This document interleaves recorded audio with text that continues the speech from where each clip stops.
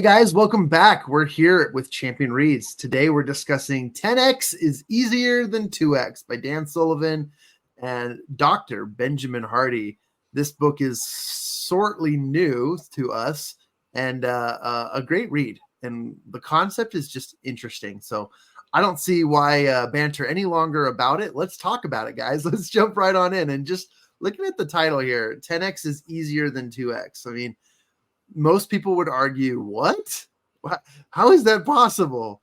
And maybe they're considering 10x as an equivalent to, effort versus, what is actually goes into accomplish things. And I thought that was interesting. I'll start, guys, by just sharing that I have my nephews in town, and there's being an uncle at 0% effort, which means sitting on the couch and they're jumping on you, pulling at your arm and saying, come on, uncle, get up, uncle. And I say, right, that's 0 effort. If I double my effort, meaning I actually just do the bare minimum, I get up, I play with them, whatever, that's it. But there's a way to 10x that result. And I'll tell you what, like time after time, a lot of my whatever you call them, brothers, sisters, in-laws, they'll criticize me. They'll say, John, you hardly spend any time with our children. And I say, you know why? It's because I'm 10 times better than all the other aunts and uncles. I don't need to spend a lot of time. It's about quality and not quantity. And so although 10x is definitely a greater quantity than 2x, I would argue that it's not about quantity, it's about quality. But anyways, one man's opinion. Let's get into it. What are your guys' thoughts about the just initial beginnings of this book and how it relates to life and business and all of the above? Well, going off of your family example, John, I was thinking about my in-laws cousins, and my siblings.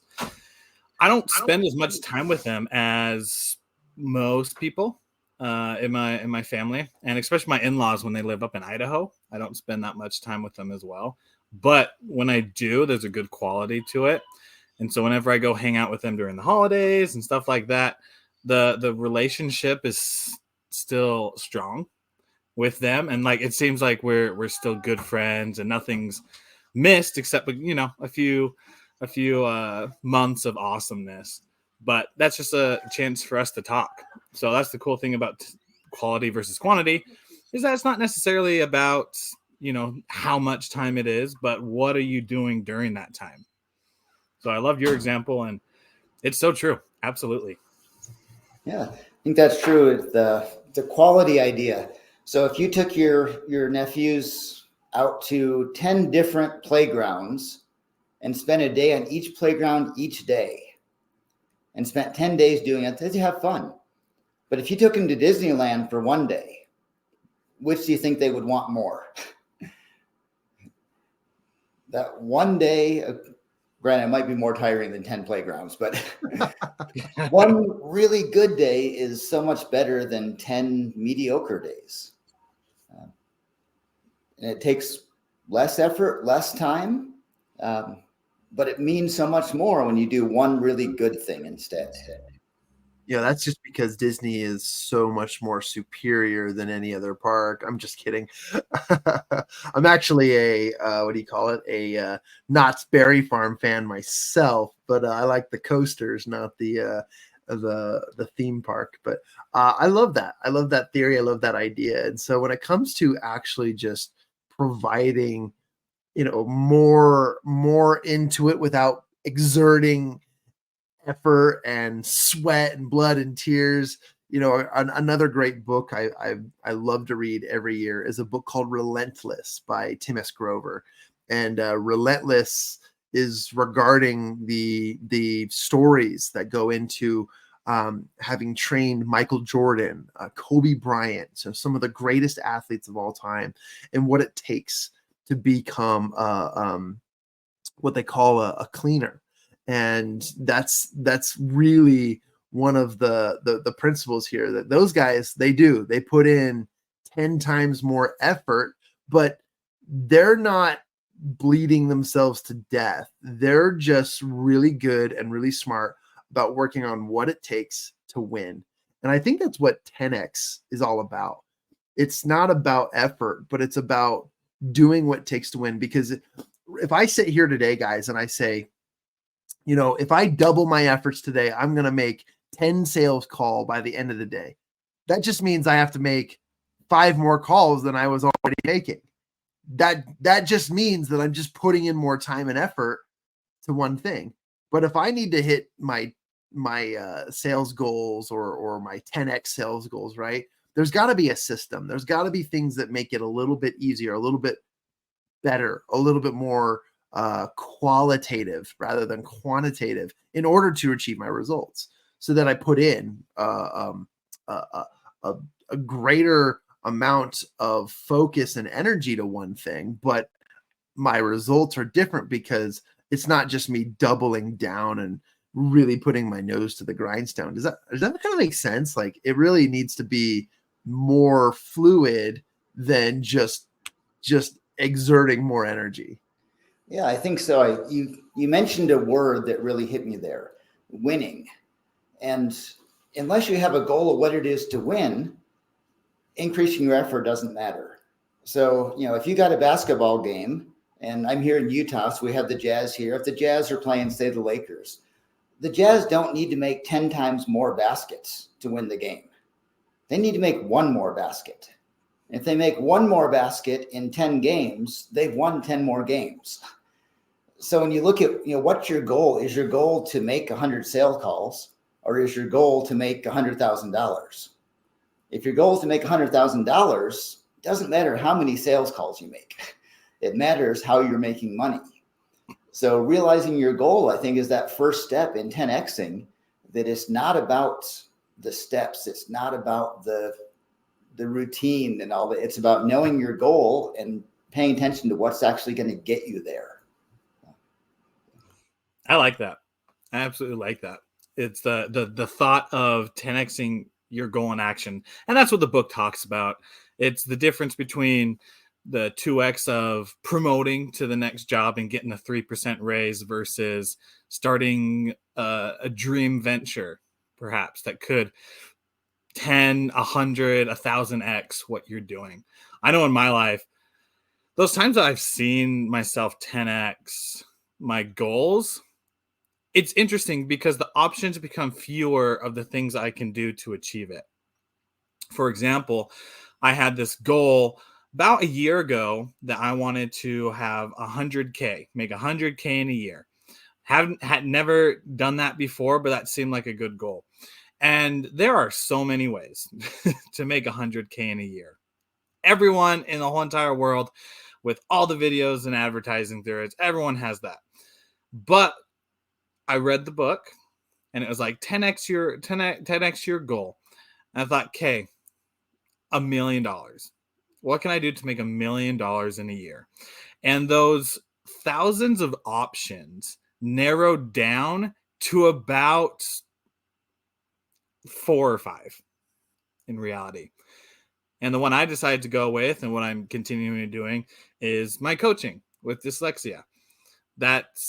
It's a very narrow path. I know that it can grow up to that much. But all those options of doing, nothing on Gary Vaynerchuk, but doing a yard sale flips, going out and getting a sales job at a big corporation, I'm sure that can do it as well. But going into like retail or doing landscaping or a bunch of different things, all those options went away because I was focusing not on how to get there at first, but the end result of, I want $1 million. How can I get $1 million?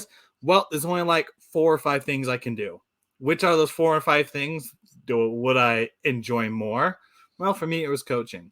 And from there, it brought the action items so minimal to where the path was easy to follow. And it's still easy.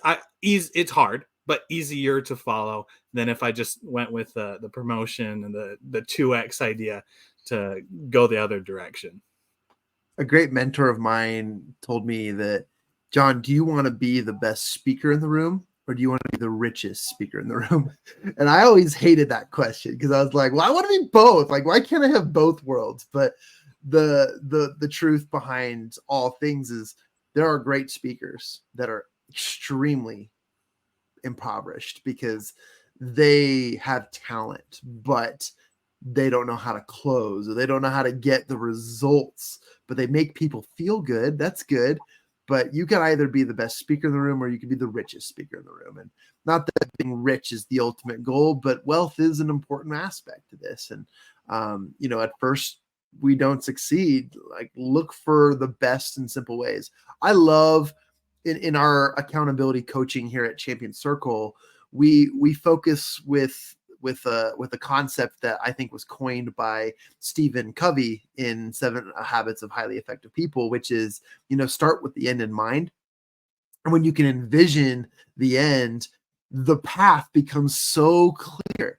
When I'm warming up for a basketball game, I might get a little inspired to shoot a 3-pointer that's maybe really far out of my regular reach, where I'm going to be mostly taking small shots inside the key. So why on earth would I be shooting shots way outside the 3-point line when I know my bread and butter is going to be inside the key? You know what I mean? And so if I'm going to win this game, and all we need to do to win this game is just score one more point than the other team, I need to focus on what's going to win. And when that path is clear, when the end in mind is so clear, the journey to get there is even clearer. So 10x becomes easier, in my opinion, than 2x, because it's not effort. It's a clear vision. It's exactly what cutting out clutter looks like and getting rid of the things that we think make us bring and deliver results. Those things tend to just be clutter. Those tend to just be added because we love to feel, we're men, right? And I'm speaking for men all over the world. As Neanderthal as this sounds, we feel validated by the physical exertion that goes into any job or effort. And that's something that we feel good about, but it doesn't have to be that way. You can still exert a lot amount of effort, 10x your results, and feel completely energized by the end of the day to go home and play with your kids, your family, and be present. I don't know. I might be crazy, but this makes a lot of sense to me, guys. It does. That whole, the clutter and the ego of accomplishing things. And not to keep with the basketball one, but I heard Magic Johnson speaking a couple of years ago, and he mentioned when he played against Michael Jordan, and he said, the first time Michael Jordan jumped up and he stayed up and he hung up there and he stayed up there, and said he jumped up and he came down. Michael Jordan was still up there because he stayed there forever. But he said one of the great things he learned is he didn't spend his time blocking Michael Jordan. As much as that's a cool thing to do and say, I blocked Michael Jordan and I'm great for that, he let Michael Jordan shoot, and then he went and got the rest of the baskets on his own. So rather than spend all this effort on an ego thing that wasn't going to make much difference in the game, he went and focused on his strengths and the things he was good at and just let Michael Jordan do his. So, we get caught up in that clutter, the things we think we have to do, the ego things. But if we instead focus on what we're good at, what our strengths are. I'm going to stop talking because my tongue is not working now. You're good, man. You're good. Happens to the best of us. That reminds me of we're having our kid in a couple months, and we've been cleaning the house. And I've realized that I've found this person on YouTube. Her name's, I believe, Cassandra, but it's the thing, she's the minimalist mom, or another version of that, where it's the whole YouTube channel about cleaning and such. And as I've watched it, I've been thinking around the house, okay, what can I do to clean? And terminology came up. It was like, there's a difference between cleaning, there's difference between rearranging things, and there's a difference between getting rid of things. And I realized that I wasn't really cleaning, because cleaning mainly focuses on soap and sponges and stuff like that. But I've just been rearranging our stuff that we have so that it has a place and it looks clean and organized, organized in that. But John, in your example, when you were talking about house cleaning, I thought about it when it comes to 10x versus 2x. 2x is the rearranging. It's keeping the clutter in your life. and you rearrange it everywhere, and it might have a place for a little bit, but anyone who has kids, you know that it's not going to stay there for after a couple seconds. But if you get rid of it, then it's just not there, and the clutter's out of your life. And there might be a little bit more pain in getting rid of stuff that you want to hold on to, and might be a little bit more work into needing to have me and my wife come here and discuss like what we need to keep in that. But at the end of the day, when we get rid of stuff, the clutter's outside the house, and the results are our house is clean longer, because me and my wife and my kids can't just, grab it off the shelf and destroy it because it's already in the landfill. So that it's a great example that reminded me of difference between that 2X and 10X. It's, are we rearranging our life to where we're trying to fit everything in, or do we put a little bit more effort into taking those unnecessary things out, so that our brain is nice and organized, and when crap hits the fan, for better phrasing, that it's just easier to deal with than anything else. Yeah. Just reminds me, in the book, they mention that one thing is if you're so focused on like organizing your day, and you got your day planner and you're getting everything scheduled, you can 2X it. But if you hire an assistant to manage your schedule, now that whole clutter is gone. That whole stress is gone. Everything is gone. It's not there. You don't have to spend any time on it. And you can focus on things that are actually productive instead of things that make you pretend you're productive. I'll jump in here too. And I have a few thoughts looming, but before the show, we talked about compartmentalizing our thoughts. So I'll do my best. But a great example of this is I'm willing to bet that there are 3 people in this room right now who don't wear every single thing that's hanging up in their closet.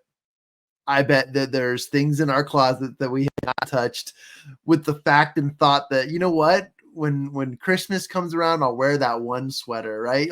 It's just something. And then when you get to Christmas, you're not in the mood to wear that sweater. So, there's so much clutter in our lives. And I love that example. And not to get into the aspects of minimalization, but it really is, like you said, Willie, like it's an organizational tactic or strategy. The key to time management isn't being better at timing things. It is having an organized schedule and eliminating clutter.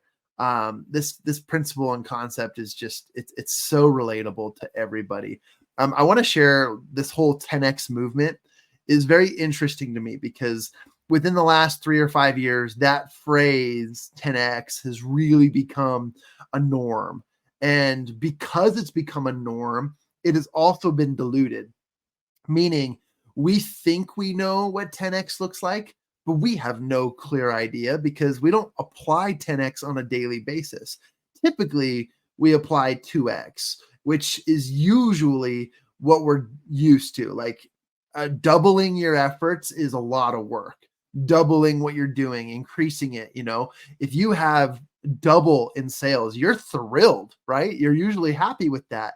And there's this phrase that I always tell myself every morning, and I do my morning manifestations. I talk to myself in the mirror, and I always say this, and it might actually come across as negative, but there's a reason why I say it, and it is, I never settle for mediocrity. And for me, mediocrity is setting my standards at the minimal expectations that everyone sees as success. Success is not a minimal expectation. Success or winning is above all beating the bottom line. It's creating a solution that you cannot beat. And so we have to start to develop this idea that we don't truly understand what 10X is until we put it into action. And then you'll start to see how much easier it is than 2X, because what you're currently used to is a lot more effort in correlation with increasing what you're doing. And I think that that's something that we have to learn and unnormalize 10X until we understand what it really is. What do you guys think about that?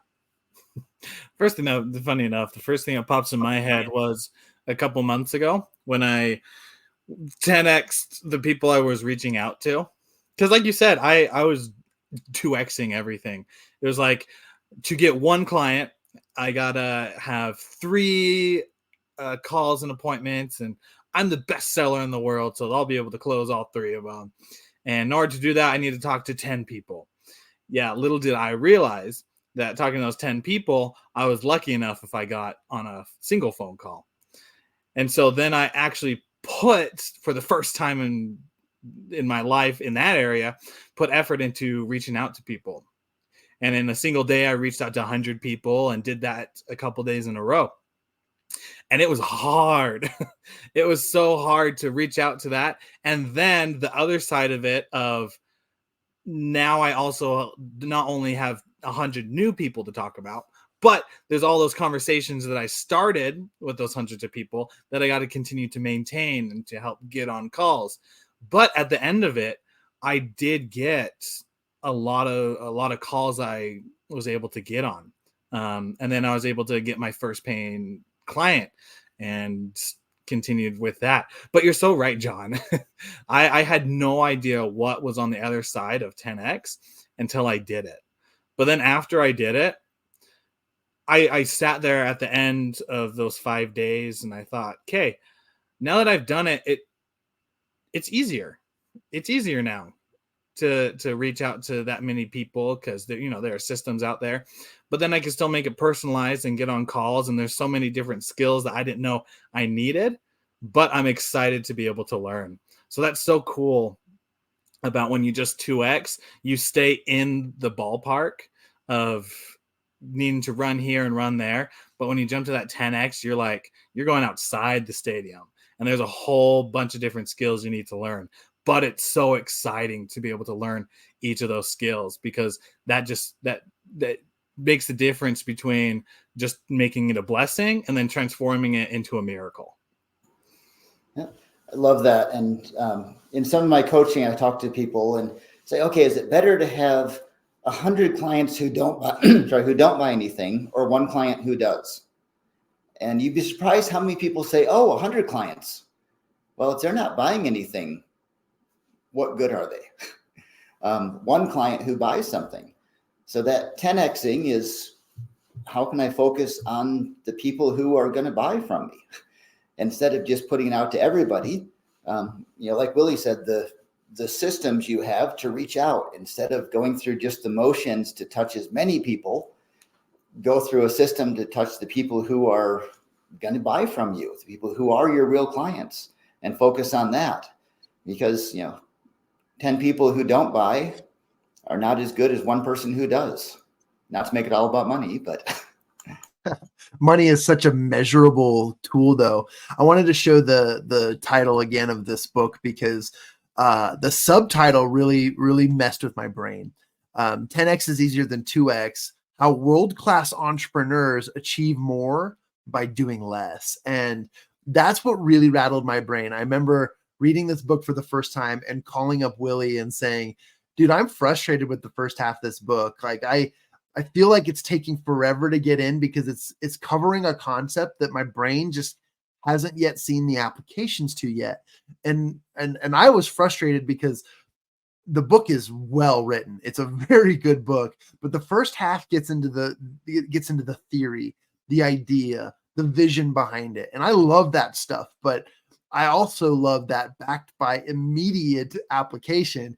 And that comes later in the book. And I got to tell you, when I told Willie after finishing the book, I was like, wow, I struggled there for a minute, almost considered putting the book down, until I got to a section where the applications and then I couldn't write fast enough. Like, the notes and the applications that they were sharing were so good, such great quality and informative. I was like, we've got to do a book club on this book, because I need to just slow it down and really get into the applications, and we can apply it in our podcast. We can apply it in our daily lives. We can apply it at Champion Circle, but as a team, let's discuss this book, because it really is a great workshop. And I understand. And I want everyone to know, I'm not saying that the first half sucks and the second half is better. That's not what I'm saying. I'm saying I was frustrated because I wanted immediate application, but that's just the thing. When it comes to understanding things, you've got to do the groundwork in order to accept the fact, and I got my physical copy right here, in order to accept the fact that 10x is easier than 2x, you've got to understand that less is more, absolutely more. And by decluttering, you are creating more as an outcome rather than creating more effort. And I keep going back to that, but once you understand that and you start to accept it, man, this book is so applicable to who you are, what you're doing, everything in life. And you can even like turn the 10x switch on at any point in your life. Once you understand it, you can be driving in a car and then all of a sudden like, I could 10x this. And then you know exactly where to go to make the trip faster, safer, and more enjoyable than just being on the I-25 or I-15, right? Interstate, right? You don't have to complicate it to make it better. A lot of people think that success is complicated, but success isn't difficult. It really is simple. It's not easier, but it is simple. And simple can equal easier if you know just how to do so. I know that we're running out of time with this conversation, but I'm going to put ourselves in this mode, dun, da, da, da, and I'm going to give everyone an opportunity to give their final words and thoughts on this as we lead off and lead into the next part of our podcast and the next session. But I'll just kind of finish my thoughts and wrap it up and just say, at the end of the day, if you accept all of this as possibility, you have already put yourself closer to 10xing things versus 2xing things. You'll already find out how decreasing effort and increasing results or solutions or strategies, you will find greater success. I believe it. Again, I am one of those emotional readers, and the more I read through this book, I get pulled in to how just mind-blowing that this is. And you too can find results like this in your life. Who wants to go next? And I'll bring you to full screen. Okay, I'll jump in there. Awesome. So you made a great point talking about the book. The first half was all concept and it was interesting and you almost gave up. Then you got into practical application. And that's the secret of 10x. You've got to take some time to figure out what you're doing first. Make the plan, understand it, know where you're going. Then you jump in and suddenly there's that great growth. If you make, example I thought of, sorry, if you make 10 calls and you can make $100 off of a low-level client, but it takes 50 calls with the next level client to get $1,000. I don't want to make 50 calls. Well, you're making a lot more money if you focus on those 50 calls than on those 10 calls for $100. But we get wrapped up in that individual one. So if I say, well, I'm only going to work on those $1,000 clients. Well, now I've stopped all the effort on the lower ones. I can focus on how to be more effective with those 50 or those $1,000 clients. And then I'll realize that, hey, the $10,000 clients might take 200 calls, but I'll make a lot more money with one of them in the time. So just understanding where you're putting your time and really building the systems to focus on the ones that are actually productive. And hopefully the next book club, we're going to get into some nuts and bolts of the practical side of it. I love that. And to end with my thoughts, with 10x and 2x, it's just a different set of problems, right? If you are focused on working a corporate job and you're focused on just getting a few more sales, then like you're going to make a few more calls and you might practice role play over and over and over and over again so that those few sales calls are like perfect. But if you're thinking and have that more of an abundance mindset and really that 10x, then you're not thinking about like being perfect then. And instead of making a few calls, you make like 20 or 30. You're going to mess up on the first 4 or 5. But then after that, the next 15, 25 calls that you have are going to be so much better. And basically the same amount of time, because you can either practice and role play to make it perfect before a few calls, or you can do it with a few individuals and get life experience and get the practicality of it. And then the rest of the calls that you make are going to be that much better. And so even though it seems like a lot of work, it's just different work, right? It's just doing a few different things. And those few different things then transform into, well, you can either have, a few sales calls that may not be good, or you can just make 25 calls right then and there. Bunch of them might go to voicemail. You might get a few, but by the time you get those few, you're nailing it on your call sheet and everything. So then you can make the sale and everything will be better. It's just simply a different mindset of like the scarcity versus the abundance. Yeah, I couldn't agree more. And I'm excited to get into the applications, but I also want to advise that as I learned, it's really important just to take the time to understand it. And that concept building is an important part of your knowledge and intelligence stacking process so that you can apply it at full speed. And that's really what it's all about. So, Ian, Willie, thank you for running the show today. And I loved all the comments, and join us next time. If you're listening to this, join us next time for another great conversation about applicable principles within this book. Grab your own copy. It's not that not that hard to find. Go to barnesandnoble.com or on Amazon. The book's called 10X is Easier Than 2X. It's by Dan Sullivan and Dr. Benjamin Hardy. Go grab your copy. I think they only have hardcovers. I don't know. I couldn't find a paperback, but I love the feeling of this book. It's great. And also, if you want to engage with us, you'd like to ask questions, or would you like to share something that would be featured on our show, send us an email. The team email is team@mychampioncircle.com, where we can answer any of your questions. And we actually do have a team that's excited to receive your information, your requests, your questions, and so forth. And if you have any suggestions on books that you'd like us to cover in the future, please send it our way. We're happy to advise. And with that being said, guys, we'll see you next time. Thank you to William Blake and Ian Sturmer, our executive producers of the Champion Reads podcasts and our Champion Circle network of entertainment and media. We look forward to more opportunities to work with, serve, and speak with each of you as we strive to achieve our goals on a daily basis. All right, guys, we'll see you next time. Have a great one.